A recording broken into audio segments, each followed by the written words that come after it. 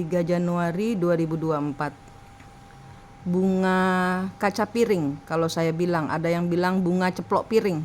Ini wangi sekali. Ini nggak tahu siapa yang naruh. Tadi waktu hari ini di ruang sidang, hari ini sidang. Hari ini sidang perceraian, sidang kelima. Sidang yang membagongkan. Karena penuh dengan keanehan. Nah, sidang saya penuh dengan keanehan. Terus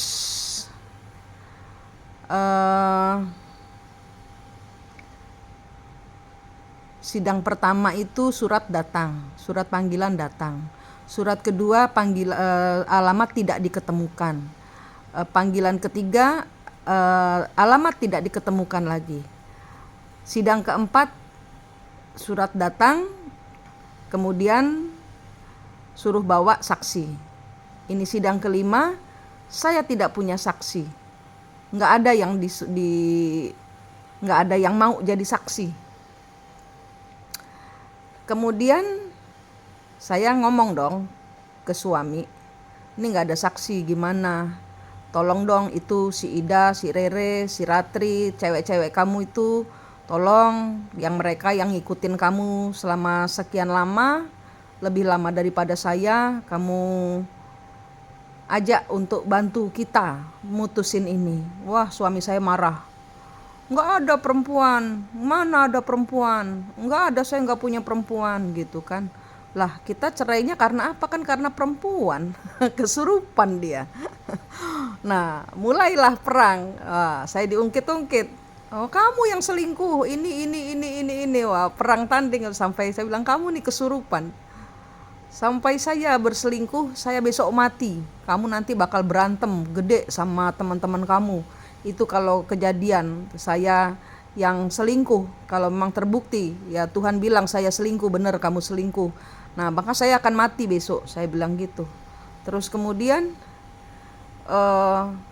itu saya ngomong tanggal 1 itu. Tanggal 2 saya nggak mati.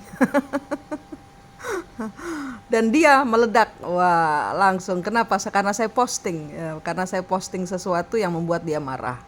Ya tentu saja dengan wanita-wanitanya ya terjadi bom gitu kan. Intinya gitu. Intinya saya mau menuntut penyelesaian. Ini butuh saksi.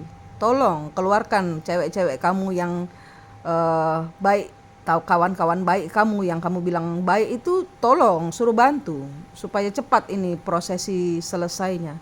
Tiba-tiba tanggal 3 sidang, nama saya itu jam 11 siang itu saya apply, saya taruh registrasi nama saya, daftar untuk sidang. Itu sampai dengan jam 3 tidak dipanggil-panggil. Terus kemudian saya naik ke atas, Bu ini kok belum dipanggil, udah kosong ruang tunggunya, udah 5 jam saya nunggu ini. Nah kemudian tahu customer service-nya bilang apa? Loh kok namanya nggak kelihatan? Nah tuh kan, namanya nggak kelihatan, aneh lagi, membagongkan. Sidang perceraian saya ini membagongkan. Kemudian didaftarkan ulang langsung. Karena mereka memang sudah siap-siap mau pulang itu, dikira sudah tidak ada pasien lagi, tidak ada klien lagi. Nah, akhirnya saya terakhir, lagi menunggu ibu hakimnya datang mempersiapkan ruangan. Ini ada bunga, ini bunga kaca piring, ini bunga nenek saya. Bunga nenek saya. Nenek saya itu tidak menikah, dia ngurus orang sakit, dia ngurus orang mana ya, pokoknya zaman Belanda, wong londo ya, kalau orang Jawa tuh bilangnya penjajah itu wong londo. Nah dia merawat wong londo sakit. Nah kemudian dia diupah rumah, dia mengabdi kepada wong londo ini, tidak menikah. Nah tiba-tiba kok ada bunga ini. Kenapa? Karena saya waktu kecil itu, nenek saya ini yang tidak menikah ini itu menjadi ibu peri saya, ibu pelindung saya. Dia menjadi ibu kedua saya setelah ibu saya. Dan saya kalau ke Mojowarno, di desa tempat saya di Jombang, di Mojowarno di Jawa Timur, itu selalu ada bunga ini, selalu ada bunga ini di bawah bantal atau melati, tapi sering-seringnya ini bunga kaca piring. Dan ini wangi sekali. Saya jadi teringat nenek saya. Mungkin beliau mendampingi ya, memberikan kekuatan. Kayak gitu. Memang sidang saya ini sidang yang membagongkan. Ya, ini report hari ini. Semoga semua kawan saya semuanya sehat, selamat, semangat. Cerita ini biar menjadi semacam keikhlasan. Kalau memang sudah tidak kejadian, sudah tidak bisa diperbaiki, berkawan saja baik. Ya, dinolkan lagi. Tapi ini entah kenapa tidak bisa karena tahun 2020 sudah saya coba, hasilnya ditolak hakim, dan ini kedua sekali saya mengajukan perceraian tahun 2023. Ini juga belum selesai sih, belum final, tapi disuruh kasih saksi saya nggak punya. Oh ya, sebelum saya berangkat ke pengadilan itu saya berdoa dulu kan. Dalam vision saya itu merangkak. Saya merangkak menuju Tuhan, itu saya merangkak. Di kanan kiri banyak leluhur-leluhur. Saya bilang sambil berderai air mata, saya bilang, ampuni saya leluhur, ampuni saya Tuhan, ampuni saya dan leluhur saya. Saya mau pembayaran pelunasan karma hutang uang.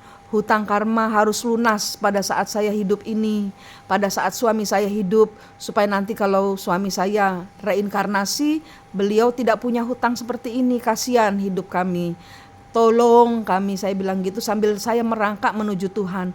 Di depan Tuhan yang Allah yang Maha Cahaya, saya menaruh korban persembahan saya, yaitu berupa dupa yang wangi kepada Tuhan.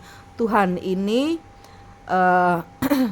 doa saya, persembahan saya yang terwangi dalam kehidupan saya. Ini adalah dupa dan keikhlasan hati saya akan saya wujudkan dalam bentuk saya mengabdi kepadamu seumur hidup saya. Begitu. Kemudian saya nangis sepanjang jalan itu, saya nangis, tapi nangisnya bukan nangis yang sedih gitu, enggak, nangis plong, nangis lega. Seolah-olah karma saya lunas dengan perjanjian baru yang saya ucapkan tadi. Begitu. Jadi semoga ini bisa menjadi bahan pembelajaran, karena hubungan twin flame saya dengan suami saya, cinta tapi benci, benci tapi cinta, ini sangat melelahkan dan sangat membagongkan, sangat mengherankan. Ikhlas jalanmu di depan bersama Tuhan, apapun hasilnya pegangan Tuhan, jangan lost focus. Terima kasih. Rahayu, rahayu, rahayu.